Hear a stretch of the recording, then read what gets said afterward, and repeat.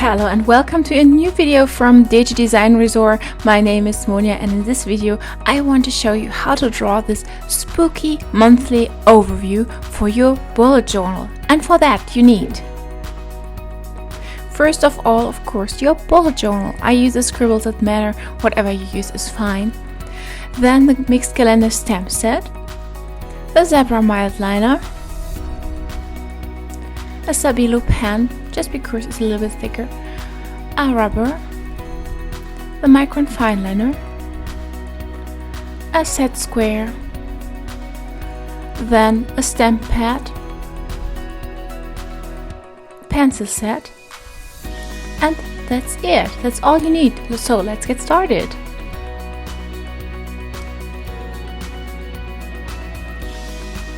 Because for this monthly spread I have a little bit more to draw, I scribe it with a pencil, so then I can rub off the lines later. But for now I think it's helpful, because then if I make a mistake it's not that hard and I don't have to go over it somehow, and that makes my life a little bit easier. So that's why I'm scribing with a pencil all of the layer at first, and then I later use the micron fine liner and the Stabilo pen to really draw it.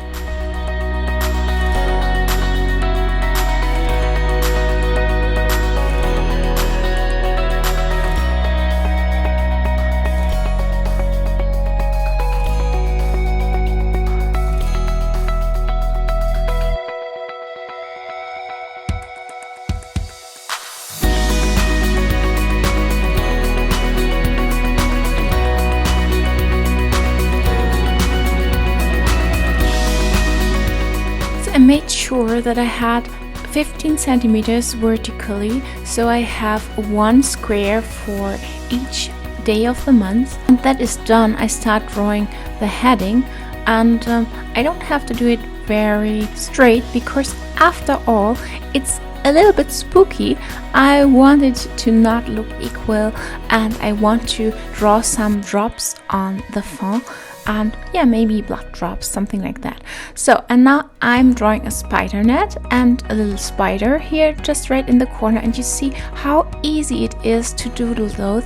And you know, even if you feel you cannot draw, I say feel because we all can draw somehow, I know you can draw a spider net. It's not hard. So after my quick bats, I draw some spooky faces and another spider net here on the top. You see they are just coming in a little bit, and so do the spiders. They're just hanging around here, and I really like that actually.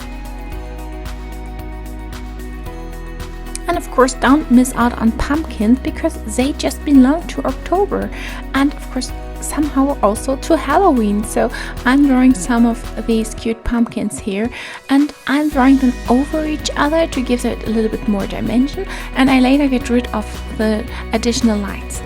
So another spooky face, and I guess that's it.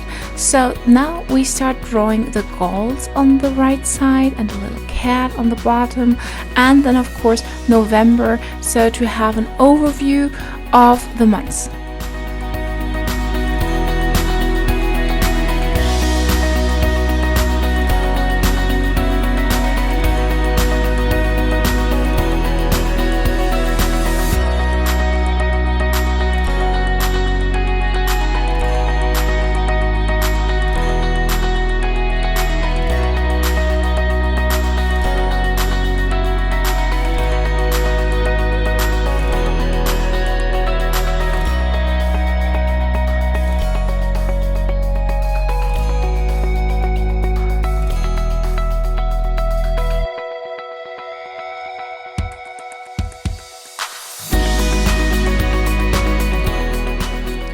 I forgot to prepare for my acrylic block set, so I just have the stamp pad here and the stamp, and I first want to draw the arrow around it and then carefully put in the stamp set here. You can of course use the acrylic block stamps, and I link them in the info box below, because it's much easier to stamp with those, but you don't really need it. I want to show you that you don't really have to have them. You don't really need them. So first of all the arrow, and then we go ahead and stamp it into it just without the acrylic block stamps.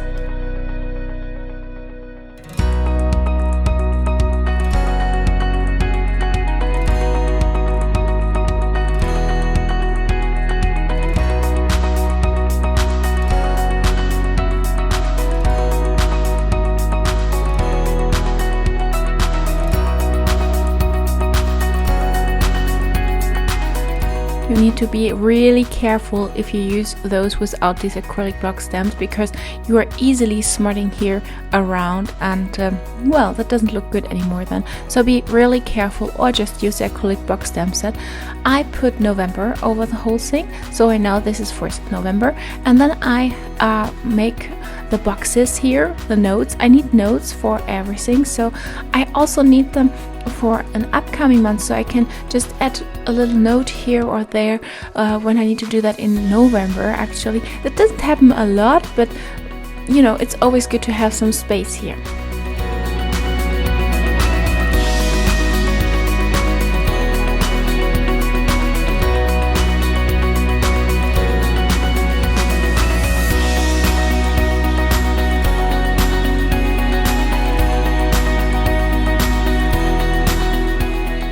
So finally I have grabbed my Stabilo pen, just because it's a little bit thicker than the other one, the Micron Fine Liner, and I can make it more look like October, and that is what I really want to. I want it a little bit bolder, and I wanted to have some drops here just to make it really look a little bit scary, like October. And you see me also doing a little bit calligraphy and drawing the lines which go down a little bit thicker as well. So, and you see how easy that is to make it a little bit spooky. Just draw some drops around your letters, and yeah, it looks like October, so no big deal, right?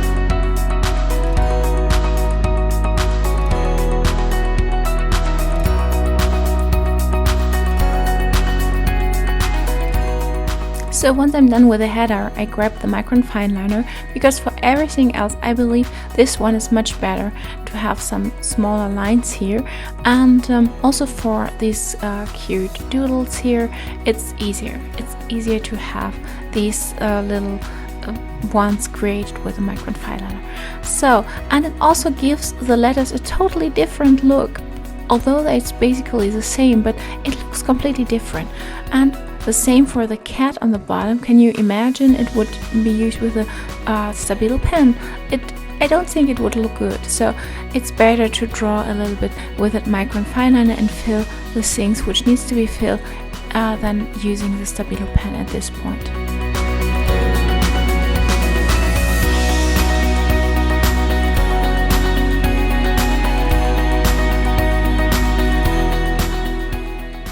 Of course, you can give the boxes the headings you need. For me, it's notes, then morning and afternoon. I just didn't want it to be the middle of the day as well, just what happens from 8 to 12, and then in the afternoon from whatever is after 12. So it's that easy for me.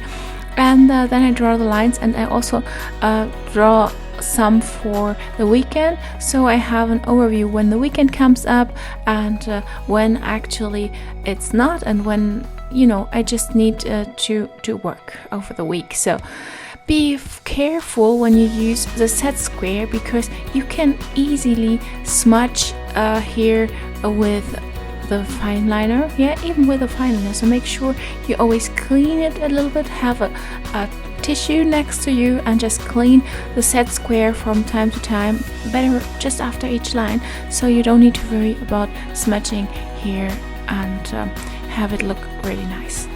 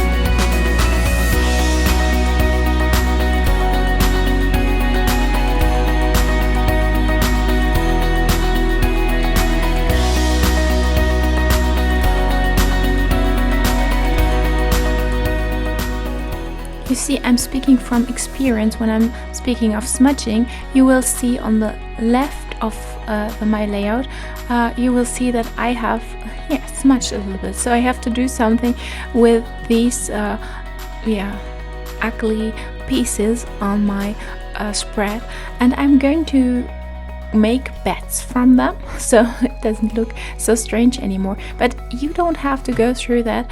You just need to be careful with your set square here.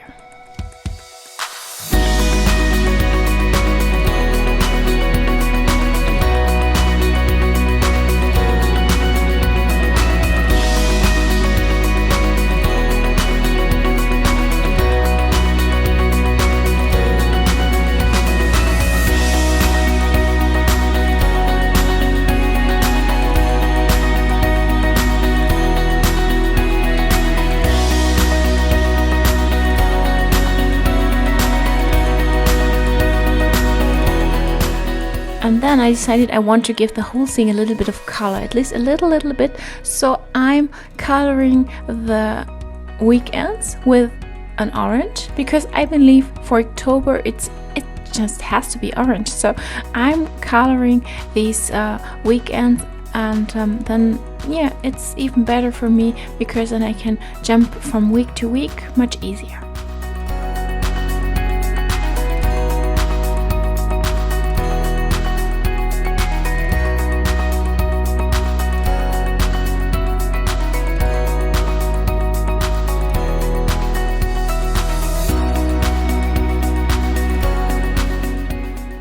Okay, so that's it from me for today. I hope you liked the tutorial, and if so, please don't forget to give us a thumb up, maybe subscribe to our channel, and don't forget to click the little bell so you are notified whenever I post a new video.